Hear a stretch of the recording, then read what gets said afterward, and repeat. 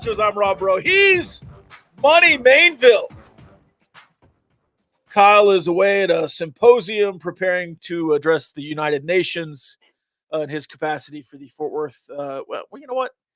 I don't know his job anymore. He's in Fort Worth Chamber of Commerce or something.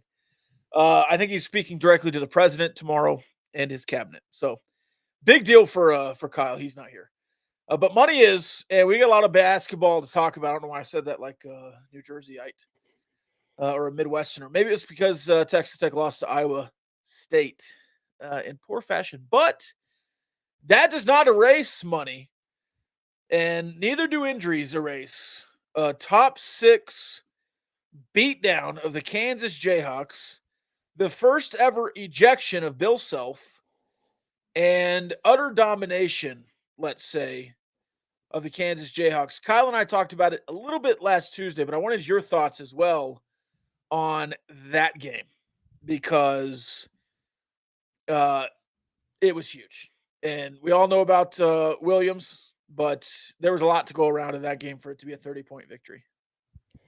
Yeah, definitely. Well, from the opening tip, you could just kind of tell. Like in some basketball games, you can just tell by the first couple of minutes, like what kind of energy a team has, you know, what the game plan is right out of the gates. And that just felt like a completely different Texas Tech team that walked out of the tunnel to face Kansas. And I mean, obviously you've got to start with Darion Williams literally having one of the best games in the modern era of college basketball. 30 points, did not miss a shot, had 11 boards, 3 assists, played really good defense as well. But overall, you executed to a T offensively, mainly running it through Darion Williams. And then your defense just looked the best it probably has this season. With Kansas, if you can kind of eliminate their top 4, you're in a good spot to win. And especially with McCullough sidelined, you know, main point of emphasis was probably around Dickinson and then Harris and then KJ Adams. You completely just blanked them in that game. And so overall, just probably the most impressive game I've seen this team play the entire season. I don't care who was out, how short their bench is. For you to play the way you did against a top 10 team, it was really, really impressive. And we can discuss if we think Kansas is deserving of a top 10 ranking as much as we want. But the fact is they were ranked. But of the 2 teams you played this week, and I know in the Big 12, home road splits are what they are, especially with Kansas. Kansas has insane home road splits, especially 3-point defense. It's incredible to dig into those. I'm not a number guy. You are. But it is incredible to see those numbers for Kansas. But Iowa State as well. It's just a different beast to play on the road. The first question here from Mr. Sampson. Did the bridge intimidate the team, you think? We had a Parlay Picador, a listener of the Gamblin Gauchos, say the bridge was underwhelming in person.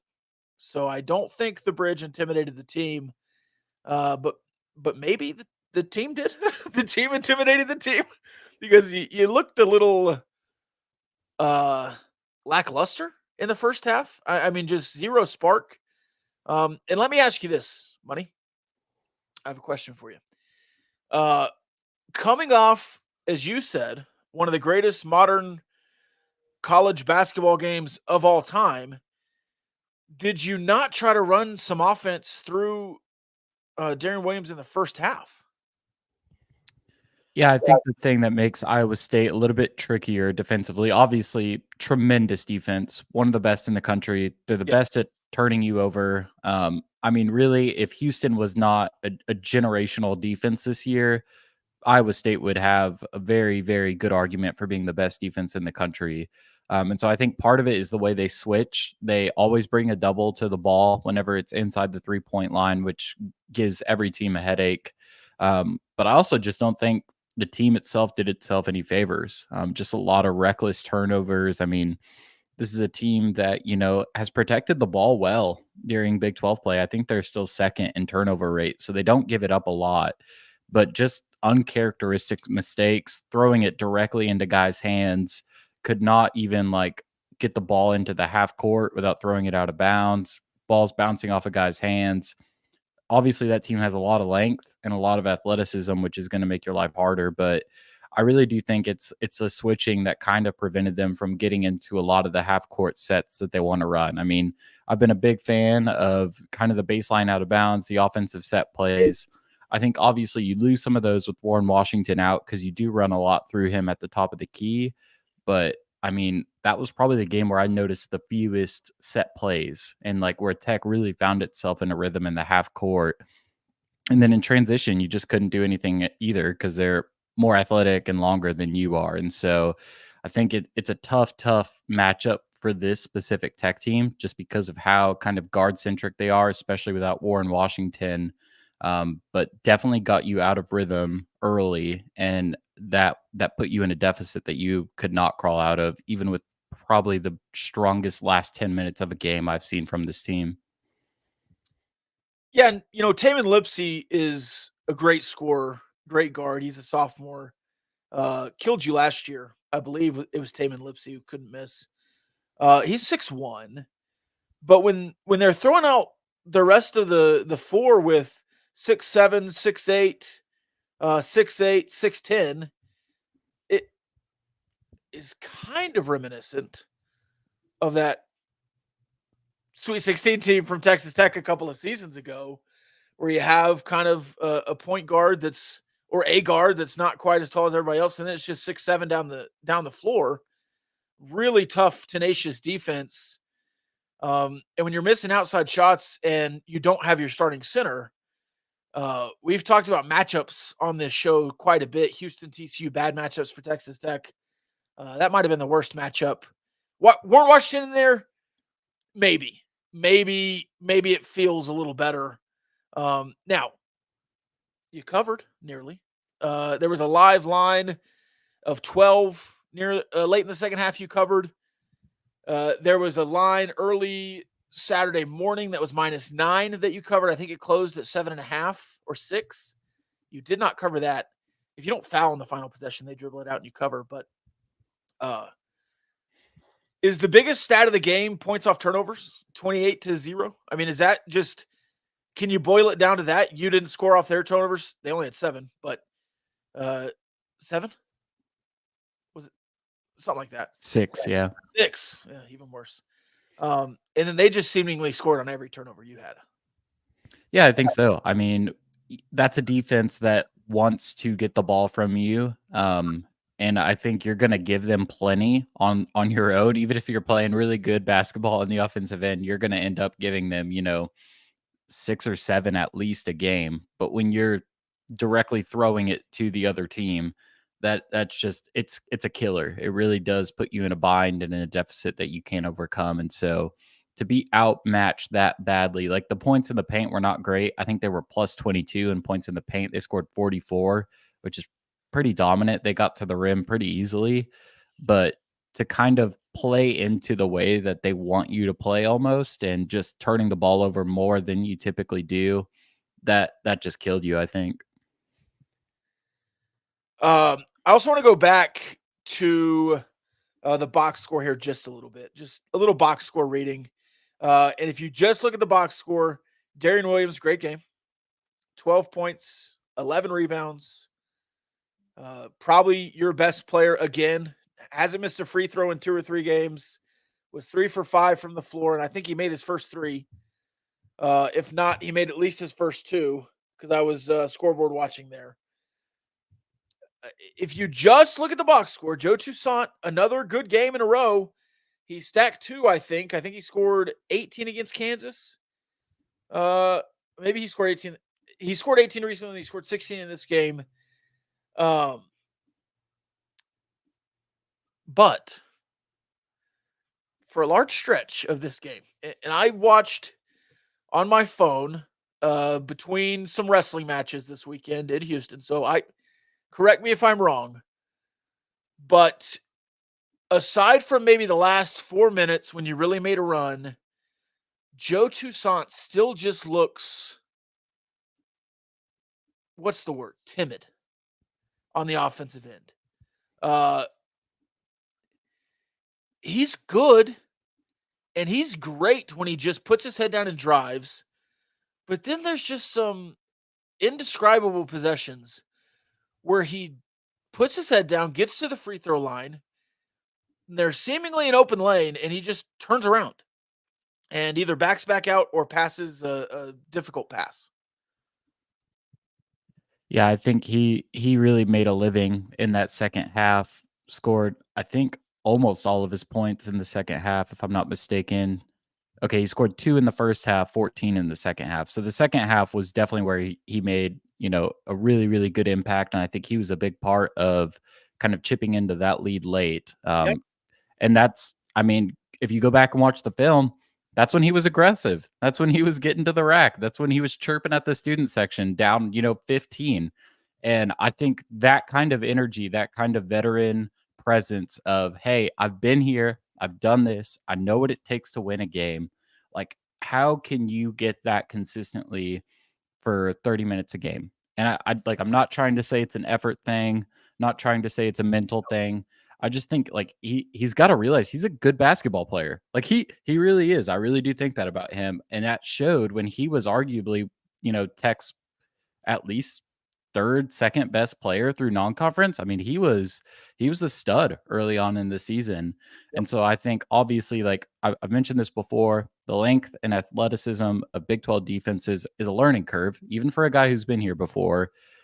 But I think he can play at this level. Like that is so clear. Whenever he puts his head down, he's aggressive, he gets to the bucket. Like he can do this. I just think it's about, hey, how do we get this from you for all the minutes that you're on the court? Like, get him some sets, give him in some space, and I think we're kind of trending in that direction because I think that's what happened in those last 10 minutes of the game, and I think that was, you know, I'm not a big moral victory guy, so even like you were down 21 at one point in this game. It was ugly for most of it, but at the 30-minute mark of the game, so you'd played 30 minutes, the score was 40-60. Yep. And Tech went on to outscore Iowa State in the last 10 minutes of the game, 34-22. Like, and that lineup that they had out there was Toussaint, Kerwin Walton, Chance McMillan, Robert Jennings, and Darion Williams. Pop Isaacs did not play until the game got within 1 minute, and Grant McCaslin was kind of doing an offense for defense with him and Darion Williams. And I think, with Pop being 9 of 45 from the field over his last 4 games, he's 4 of 25 from deep. I think it's kind of time to get some of these sets drawn up for Joe Toussaint, let him go to work in space, and kind of alleviate some of the pressure that I think Pop Isaacs is facing when he has the ball in his hands right now. Yeah, and on court pressure is one thing, but you just think about what Pop Isaacs has been through, and not to delve into his personal life too much. We've done it a lot on the show, but um, it's not just student sections yelling at him that this kid is going through. There's a civil lawsuit out there. There's Title IX stuff still going on. Uh, his dad is ill. I mean, there's just a ton of stuff going on in his life. And then you get yelled at by every student section you go across from. So it can't be easy to be Pop Isaacs. And I still believe strongly in Pop Isaacs. Um, but I can confidently say, Ryan, you will not win a Big 12 game where Pop Isaacs and Chance McMillan go 0 for 13 from three. You might cover some games. You might beat West Virginia in Lubbock if you go 0 for 13 with two of your best three-point shooters. But you're not going to win on the road. You're not going to win a Big 12 game on the road. I look at the Big 12 as pass-fail. You win or you lose.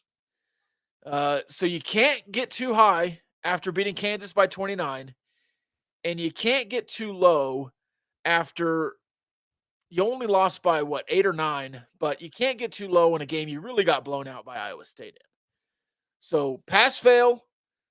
Moving forward, we don't have a mailbag tonight, but I do want to read the rest of the schedule here because I know there's a mailbag question on how you think the games will finish up in conference. let's just go the rest of February here. There's 3 games. TCU at home on Tuesday, UCF in Orlando on Saturday, and then another Tuesday game back at home against the University of Texas. 3-game outlook. You're 7-5.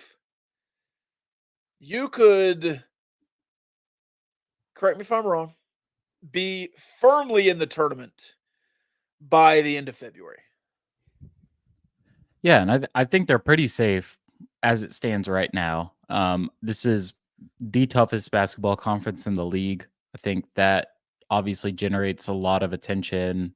I think you're at 4-6 in quad one games right now. It's not terrible. You'd obviously like to have a couple of more wins there, but 2 of those came early in your season. And so I think these next couple of games are probably the toughest. You've got West Virginia in Morgantown, which is never an easy place to play. I think they beat Kansas in Morgantown, for goodness sakes. I think they're bad. Like, honestly, I think they're bad. And I think even Oklahoma State, you get them in Stillwater, I think they're bad. But then they go and beat BYU this weekend, and it's like, all right, nothing on this schedule is a gimme at this point. But I really do think you want to get, these next 3 against mainly top 50 KenPom teams. I think UCF is in the mid to low 60s. But if you can take care of business on your home court, as you've typically done, and beat those 2 good teams in TCU and Texas, at least from a resume standpoint, I think you're feeling really, really good about, 6 seed, maybe even 5 seed. I think those TCU and Texas games will be absolutely critical. And if you ask me, over the next 6 games of the season, the regular season at least, I would take the over at 3.5 wins, maybe even 4.5. It feels a little risky, but I think if you can win 4 out of 6, maybe you lose the Baylor game, maybe UCF stinks you when you have to go play them on the road. But if you can win 4 out of 6 of these next, remaining games, you're feeling really, really comfortable about landing on that 5 or 6 seed compared to a 7 or an 8. I would be incredibly happy with 2 home wins out of 3, TCU, Texas, and Baylor.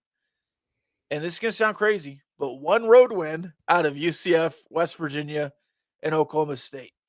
If you can get 3 wins out of 6 and be 10-8 in Big 12 play, that is at least 2 full games above what I thought this team would do, especially like after Villanova, after who did you play on the road? Butler? Butler, yeah.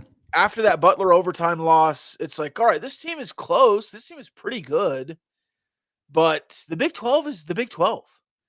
If you can go 10-8 and finish, 500 in your last 6, that'd be 500 in your last 8 after winning and losing this week. Pretty strong. And that's not as strong as you started. You were a little above 500 to start, 5-3. But I mean, that is a really strong record at 7-5, in my opinion. To be here and where you are, what you're doing, getting 2 wins against Kansas and UCF, and then getting ready for the final stretch here. Pretty electric finish you could be gearing up for. Yeah, and that's not even considering the context. Like, your lead guard play has been incredibly inconsistent. Pop Isaacs is in the midst of a really, really, really bad slump. You're obviously without Cambridge. I don't know if you get Warren Washington back on Tuesday. Obviously, he's missed 2 games now, I think. And it's impressive to see kind of where this team is at. Again, no moral victories, not that guy.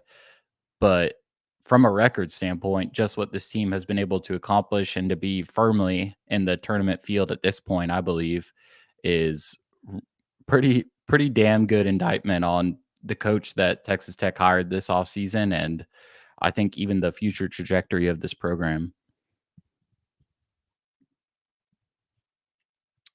You mentioned it, the future trajectory.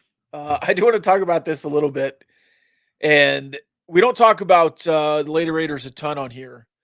Um, there is another question in the mailbag, something to the effect of: has the Coach Gas start hurt the Lady Raiders a little bit, because this is Coach Gerlich's fourth year, and they're kind of stalling out a little bit.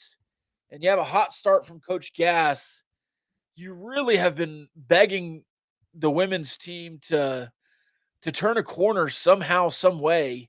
Young team, uh, dealing with injuries. I do just want to say I got in a little tiff with a Facebook commenter on a Texas Tech page a couple of weeks ago, who said this is the worst Lady Raider team of all time, and Coach Gerlich needed to be fired. Uh,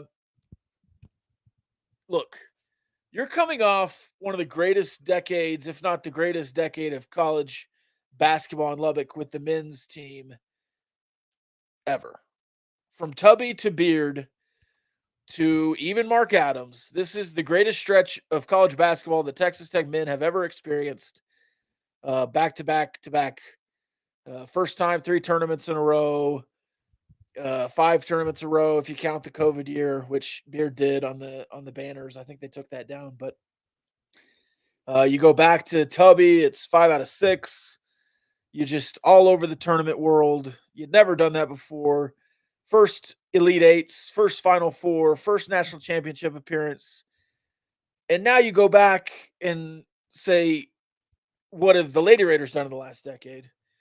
It's kind of been the opposite. They've not been very good. So you're building from two different places. I don't think the Gerlich building is similar to the Gas building. I just wanted your thoughts on that. And maybe even further into the future with the men's team, because I know this is kind of the specialty here, but how do you think a 10-8 record or something similar would build for the Red Raiders, especially with this team in this world of portaling?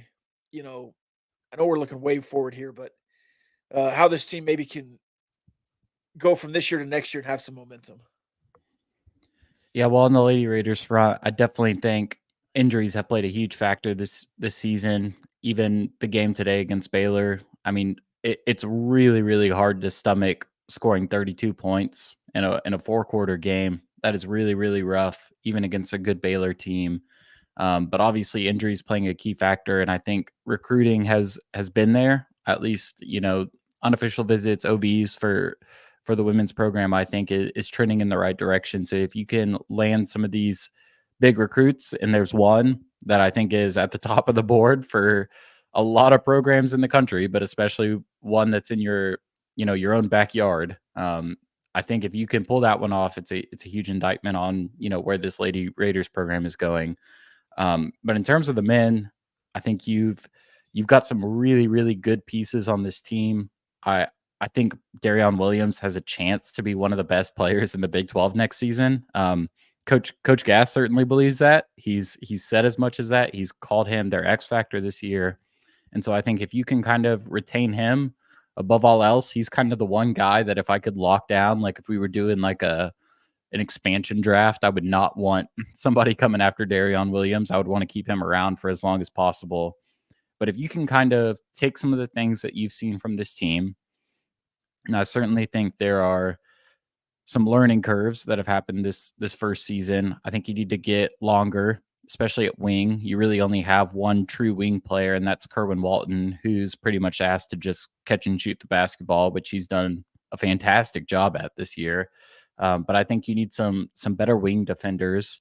You need better defenders in general. And then I think you need to beef up your front court a little bit. But it'll be really interesting to kind of see a first full offseason from McCasland and this staff. Obviously, no one's immune to the transfer portal. I'm sure there will be a few that go in. I'm sure there will be plenty that decide to head to Lubbock. But if you can kind of continue to build on the momentum, excluding from last year, which was a burning dumpster fire, but over the last couple of years and the way the program is headed, you've got great facilities, still the best home court advantage in the country per Kim Palm. I think those are things that can really bode well to kind of get this thing trending even more up. and really having, a top tier program in the Big 12. Yeah, and we'll talk about that way more later, but you just look at the youth on the team. I just wonder, um, some of these guys, Robert Jennings, you see flashes. You really would like to see Robert Jennings year 3 maybe. Um, Kyron Lindsey, a little bit of a sweet touch around the rim against Iowa State. I thought, you know, early in the game and early in the second half, he was better than Robert Jennings for a stretch, and then Robert Jennings kind of turned it on in that run that you were talking about, where he was on the floor late in the second half. Um, you have some pieces. Pop Isaacs has shown a bunch of games in a row. Um, but yeah, you really would like to see Robert Jennings not playing the 5 all the time. Like we talked about it last week, maybe Bob Jennings at the 4 with Warren Washington, kind of in the Darian Williams row if he's not out there, but you don't really want to take him off the floor either. So, man, it was full of mismatches against Iowa State. And if Warren Washington doesn't play, it's going to be mismatches against TCU as well. Yeah, I thought Kyron Lindsey had a great game on the offensive end. He was aggressive, had good touch. He got cooked on a couple of defensive possessions. I mean, the lateral movement is not there yet, and I think that's a big reason why he's playing the amount of minutes that he's playing right now. Offensively, yeah, I think there's something there, especially with his athleticism, his length. I think he's only 6'9", but he certainly moves pretty well on the offensive end. Defensively, I think is a big key for him. Robert Jennings played a lot better in that second half. He kind of reminds me of Dwight Powell in that he does like a lot of the dirty work and just kind of plays around the rim, but he'll also just like have a ball bounce off his face. At one point in the game, he'll miss an easy one at the rim. I think if you can kind of turn that around, get him playing at a consistent level, get him to make the easy ones at all times, and then kind of continue to allow him to almost punch above his weight in terms to speak, just because he is undersized and, especially when he's playing the 5. I think if you can kind of continue to develop those two guys, if they're around next season, I think that's a big if, just because they're both playing such limited minutes. It's hard not to imagine, them looking for more playing time with the way college basketball is right now. But I do think that's a huge area of improvement. Now, obviously you're losing Warren Washington because he's like 27 years old. Yep. Um, like, do you really want to go into the next season with those two guys, even if you have them on your roster and say, all right, this is our front court and we'll get one more piece and it'll be good? I don't think so. I think you'll probably try and add one more in the front court at least, assuming you keep both of them. But I think there are certainly flashes that are promising and can be developed. Off seasons do a lot of magic, especially when you're playing for a good coaching staff. So obviously a big question on if they'll even be here in a month or 2 months. But I think if they do and they develop, you've got two pretty solid pieces.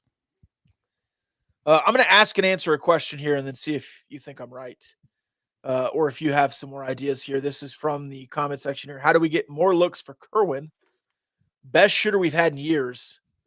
I believe, correct me if I'm wrong, this is the best 3-point shooting we've seen since Davide Moretti's freshman season when he shot 50% in Big 12 play from 3. How do we get more shots for Kerwin? Play him at the 2. Take Pop or Joe off the floor and have Kerwin play the shooting guard role. That's one way. I don't know of another way, because when those two are on the floor, I'm begging Joe to be more aggressive, take more shots, and Pop is going. He's a volume shooter. He's going to take volume away from other people. That's just how it works. So, how do you get Kerwin more looks? Play Pop or Joe less, and I don't know that you're really wanting to do that yet. Yeah, I think you're right. And I'd also add, this is the program's blue chip player right now out of sets. Go back and watch every single baseline out of bounds play, sideline out of bounds play. Probably like 80% of them are drawn up specifically for Kerwin Walton, a lot of them in the corner. Even, chipping into that Iowa State lead, a lot of plays were designed around getting him looks, and a lot of them were just him, chucking threes because he gives you your best shot. I mean, he's shooting 51% from three this season. That's Unreal. third best in the country. Unreal. That's ridiculous. He's still the most efficient player in college basketball per Ken Palm. And so I think obviously you want to get him more looks. I think where that kind of development is going to happen is in the half court offense, which happens obviously by kind of playing him off the ball more, allowing him to play the two, as you mentioned. But in terms of draw ups and set plays, man, he is their go to guy. And I think he has garnered the greenest of lights from this staff.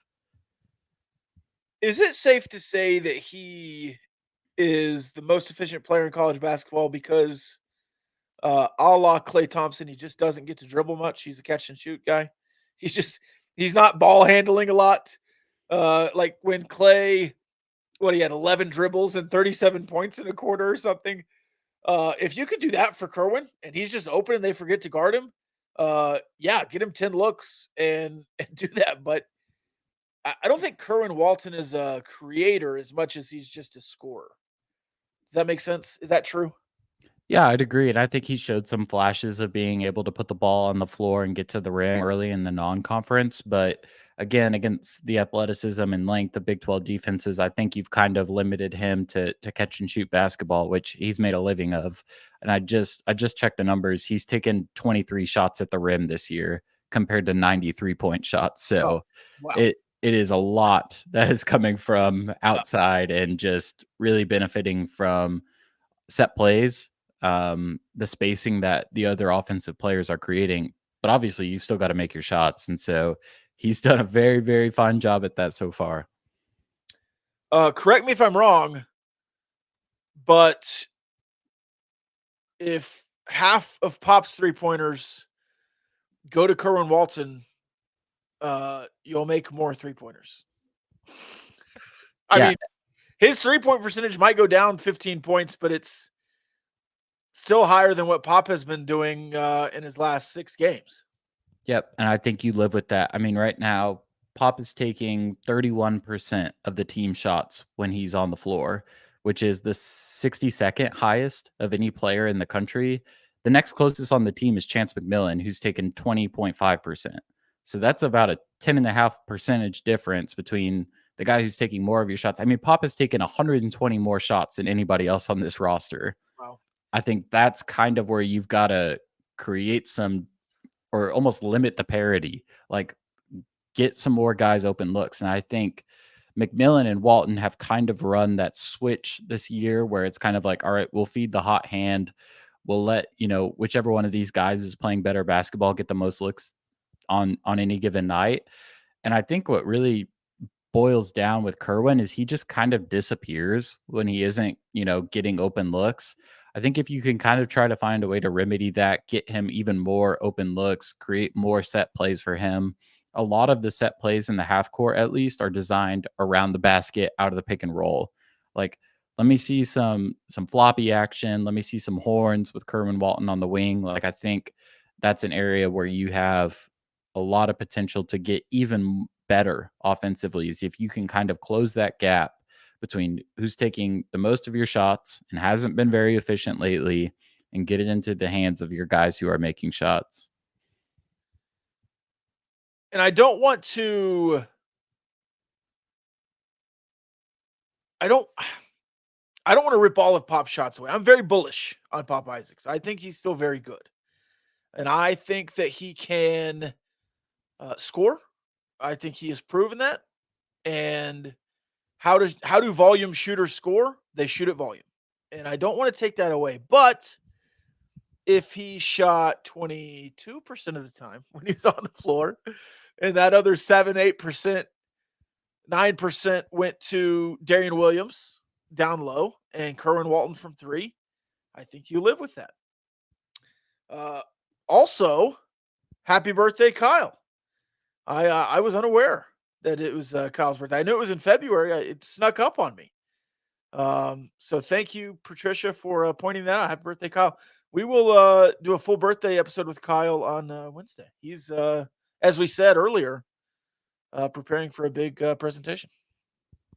I mentioned the Gauchos to one of my buddies the other day, and I was like, "Hey, this is what I do for fun, to talk about sports." And they went and watched it, and they were like, "Hey, are you related to Kyle somehow? Like, you guys look kind of similar. Like, he looks like he could kind of be like your older brother or something." So, happy birthday, Kyle! I'll take it as a compliment.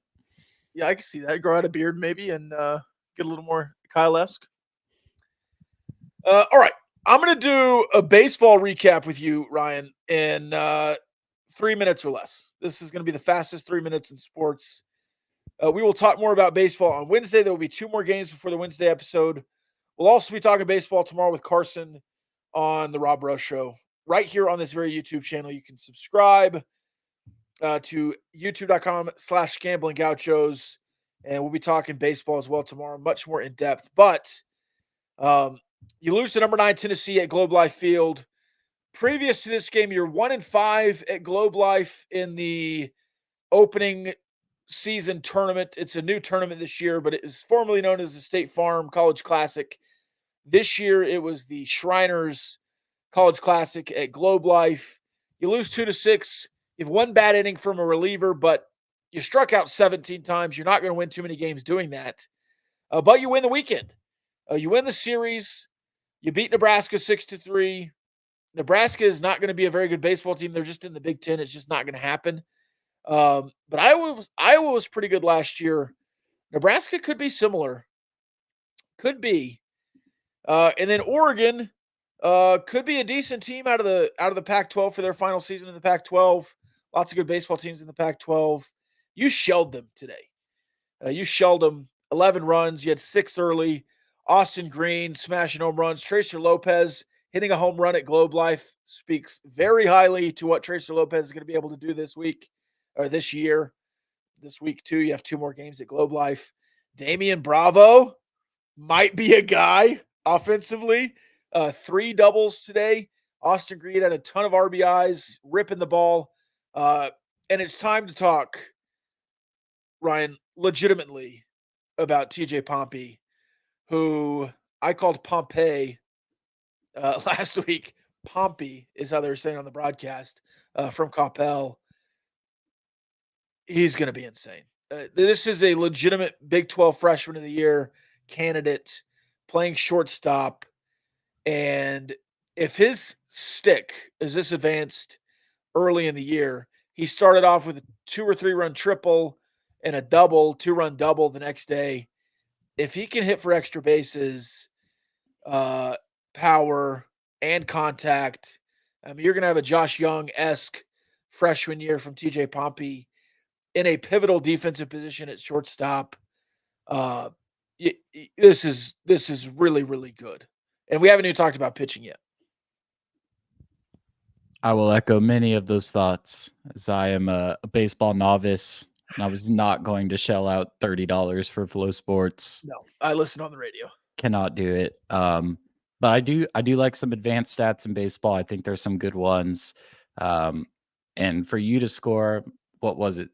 17 runs the last 2 games, and that was with Gavin Cash having 1 hit and 13 ABs.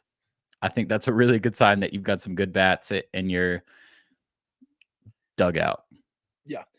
And losing to Tennessee is losing to Tennessee. They had a guy, basically Nolan Ryan, on the mound, striking him out. I think they had 2 pitchers go.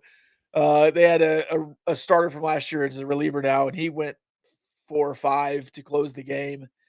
The first guy was throwing 97 with a hammer curve, or it sounded like on the broadcast. You're going to have to beat those teams and those arms to be competitive in the Big 12 and to be competitive in a regional and a super regional and maybe even Omaha. Yeah, what's crazy, we didn't even mention Gavin Cash. Gavin Cash, a rough start, had an RBI today, I believe. And Gage Harrelson, rough start at the plate so far. And you really think those 2 guys are going to get hot at some point in the year. Owen Washburn, I could just name everybody in the lineup. A lot of people had a good day in the last 2 days. Pitcher to highlight, Huffling today from ACU, dominated you last year. Don Williams tweeted out today. He asked Tim Tadlock what he thought when Huffling went into the portal and Tadlock deadpanned, call him. So they called him and got him out of the portal. So I think he's going to be big. Now, of course, I didn't watch, but I listened on the way home today on the road. And apparently he's just a madman screaming. And he's six. I think they William Wallaced him a little bit, but he's 6'9" and shooting lightning out of his arse. However tall he is, he's an animal. And he's going to be really fun out of the bullpen. If he stays in the bullpen or if he's the Sunday starter, that kind of guy as a closer, Ryan, that's the kind of electric arm you've been missing in the back end of the bullpen.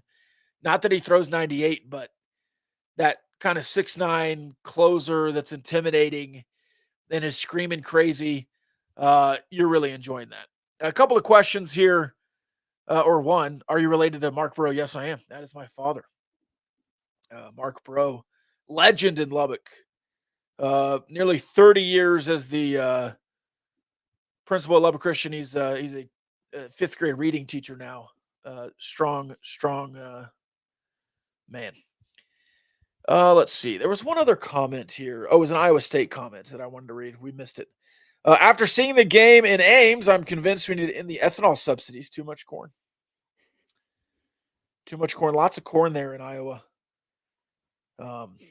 And Nebraska, for that matter. Back-to-back corn days on Saturday. All right. Any final thoughts on basketball before we kind of wrap up today? This is going to be the quickest episode we've done.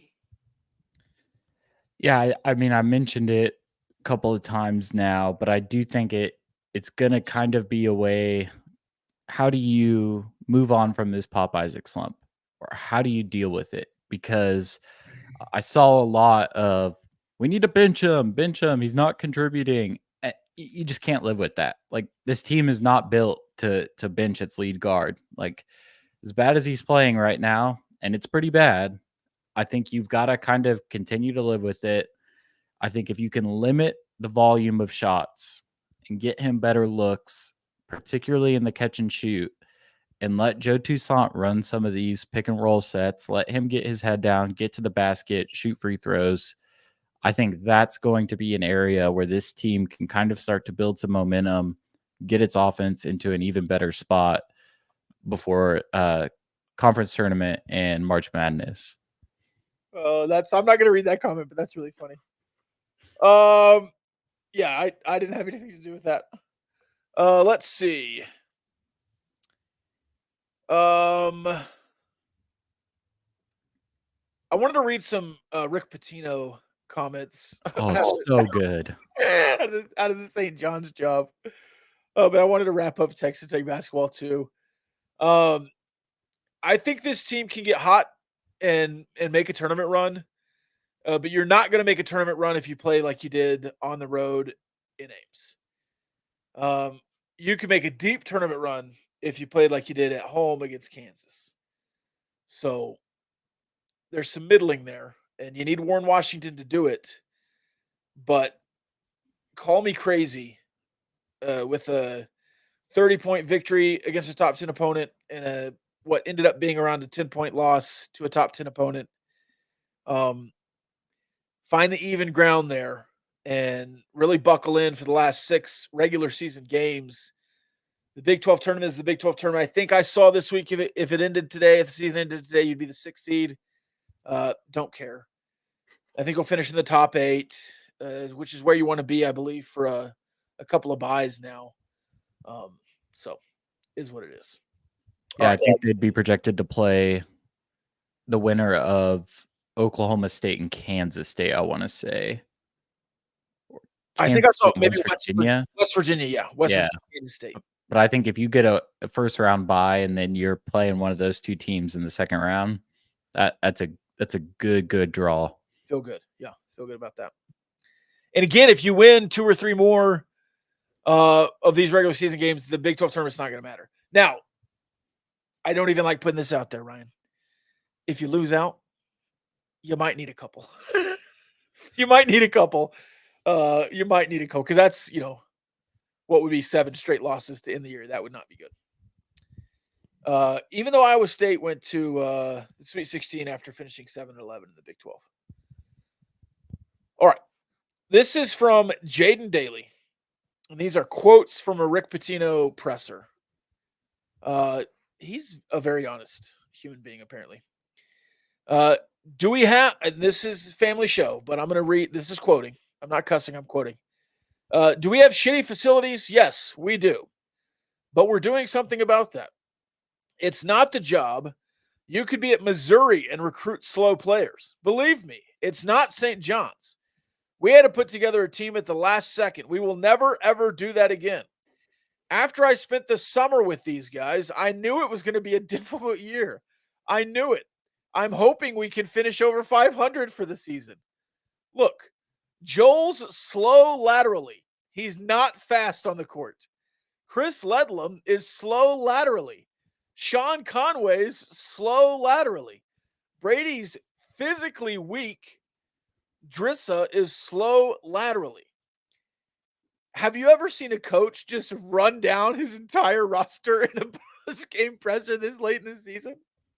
I think what might have been the best part of that is he had another quote in that session where he said, "This is the most unenjoyable experience of my life." Like a future Hall of Famer, a man with flaws for sure, but a great basketball mind, just absolutely ripping his roster. I mean, that is absurd. Absurd. This is the guy that got removed from a job where he just won a national championship, and this is the worst experience of his life, coaching this roster. And he's playing games in Madison Square Garden. Like, he's playing a handful of games in MSG, the world's most famous arena, every year. And there's just like, this is terrible for him. He hates it here. I'm old enough to remember that Rick Pitino was floated for the Tech job twice in two different cycles.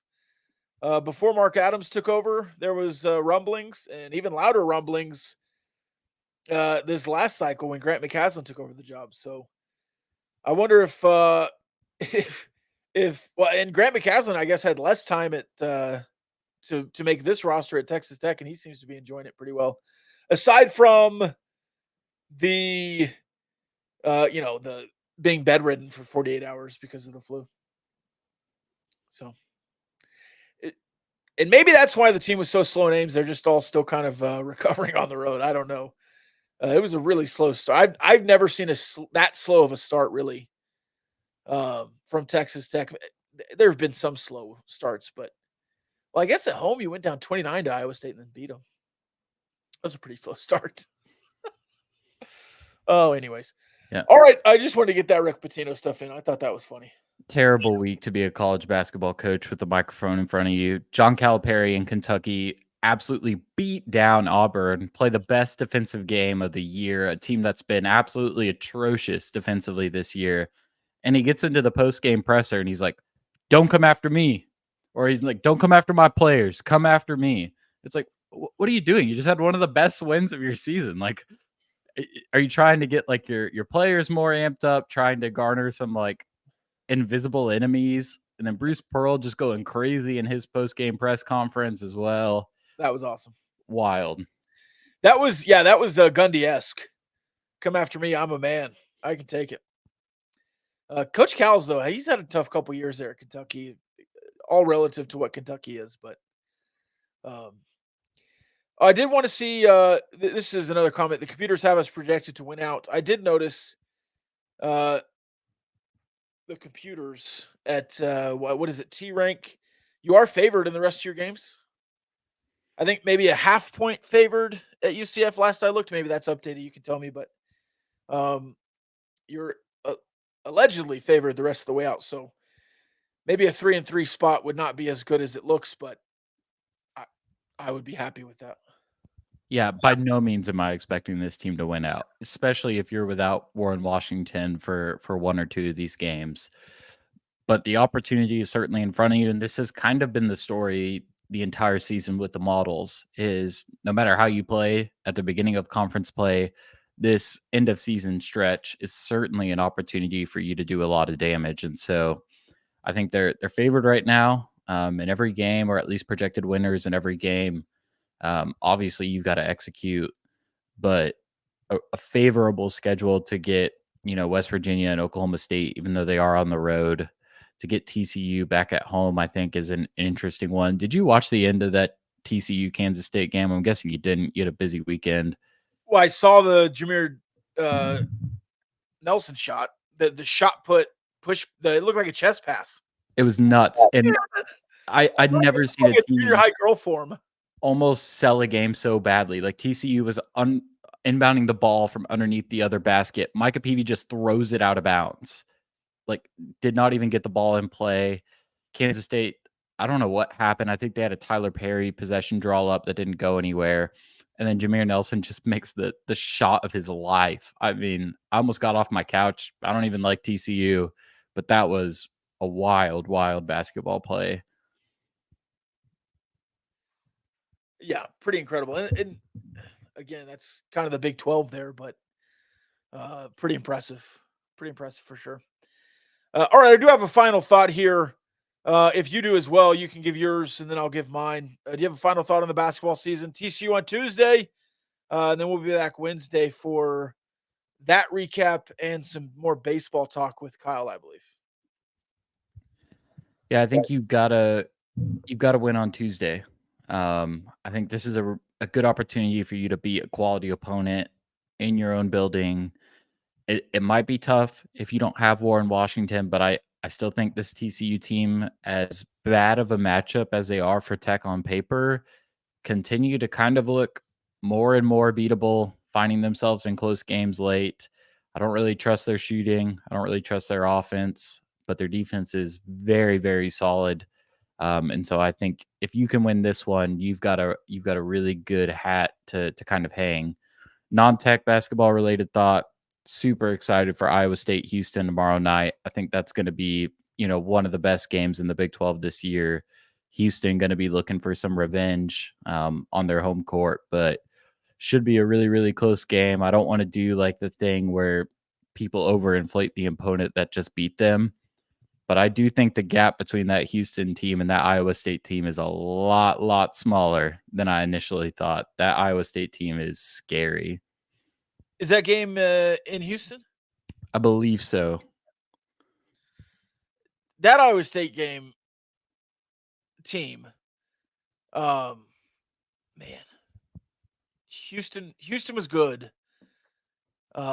Villanova played really good against you. Iowa State might be the best team you've played all year. I mean, I don't know that Houston's good. Shed had a great game against you, but team-wise, Iowa State, man, defensively, what they do, how they play, they're well coached. I'm not saying Sampson's not a great coach too, but man, and Houston has been good. This could be Iowa State's best team ever. I think so. And I'm going to spend so much time over the next few months just absolutely littering the internet with Momchilovich draft propaganda, because I do not want to see that dude in the Big 12 for a couple more years, which kind of feels like it's going to be the case. I doubt he goes to the league this year. He's only a freshman, but that guy can play. He can really, really shoot the basketball. And if he's only going to get better, that is a scary, scary sight. That move where he Euro'd an up and under layup between two Red Raiders, where he just teleported 6 feet and got the up and under. I mean, that's just incredible. I can't say enough about him. I mean, I think we should just start calling him Baby Dirk and getting the draft train rolling and get him out of here. I think we need to do that. I love it. All right, my final thoughts on my weekend. I was, if you don't know, in Houston, Texas, at the Cypress Berry Event Center to watch the 5 and 6A state championship wrestling world. An undefeated Jacob Henry lost in the finals for the second straight season. You might know him from his father, Mark Henry. That was pretty incredible. But the star of the show, the 215 5A state champion from Lubbock High, Keegan Davis, my nephew, finishes career 145-22. He's the all-time winner at Lubbock High. Nobody's won more than 145 matches in their career. He's a 3-time district champion, a 2-time regional champion, and now a 1-time state champion. Looked really, really good all year, but just had an incredible state run. So incredibly proud of him.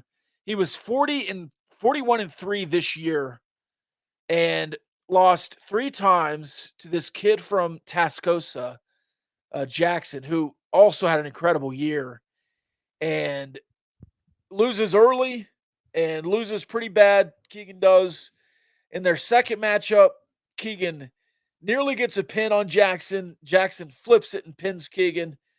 And then they went to nearly a split decision draw, but Jackson scores 1 more point than Keegan at regionals to win regionals over Keegan. Then you get to avenge the loss. He fought Jackson from Tascosa, West Texas battle in the finals, and it was an incredible 7-5 finish. There was a flurry of points with 4 seconds remaining. Keegan scored a takedown. Jackson flipped him. Keegan flipped him right back for a 4-2 point swing to finish 7-5. So just an incredible weekend.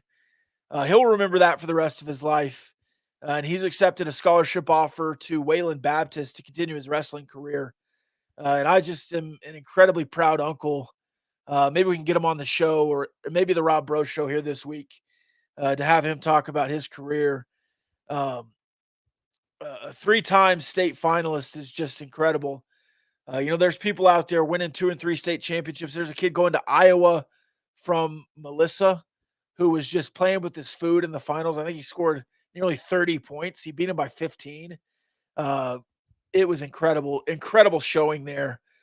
Lucas Lovejoy had a 3-time state champion in the 285 division there, 5A. So if you've never watched high school wrestling, the meets are really fun. If you're ever in the Houston area on this weekend of February, they do it every year. Stop by. It's a really fun experience. They do the finals really well. They shrink down the mats. There's only 4 mats going, and every championship match gets the whole gym watching. So it was a really fun experience, and you just don't get to do things like that a lot. And he's now a state champion. I won a state championship in duet acting in my career, but I think maybe the wrestling career is a little bit better than the duet acting state championship. But I know how I felt, and I know he was proud of himself as well. So shout out to Keegan Davis. I just wanted to say that on the show, in this platform. I'm super proud of him. Big shout out to Keegan. That is a huge accomplishment, not only for his high school career, but for his personal life. Like, as you mentioned, he's going to remember that. His peers will remember that. Like, one of my proudest moments as a student was when the Plano Lady Wildcats won a state championship with the front court of Katie Farrell and Jordan Merritt. And Nice.